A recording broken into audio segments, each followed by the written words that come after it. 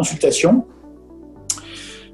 qui a conduit à la sélection de TradeShift. Alors, je crois qu'on a été peut-être un des premiers clients français de TradeShift en 2014. On avait apprécié dès le début l'esprit encore start-up de TradeShift. Alors pour un groupe comme nous, qui sommes un peu un mammouth en termes d'organisation et de réactivité, c'est vrai qu'avoir en face de nous une équipe très réactive, ça a beaucoup de valeur. Et donc on a lancé les opérations en 2014 avec TradeShift, avec un choix, on va dire, combiné au niveau du groupe, mais essentiellement porté par Air France, qui a onboardé ses fournisseurs très progressivement. Alors, on n'est sans doute pas, TradeShift pour être confirmé, mais on n'est sans doute pas les champions du monde de la vitesse d'enrôlement.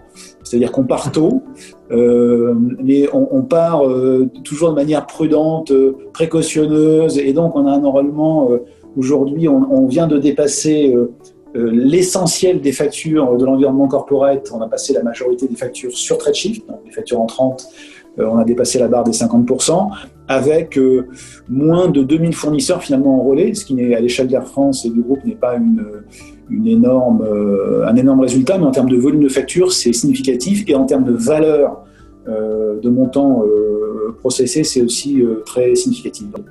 On peut aujourd'hui avoir dans le groupe un même fournisseur, une même entité juridique qui envoie ses factures à Air France via TradeShift et qui envoie ses factures à KLM selon notre process et sur notre système.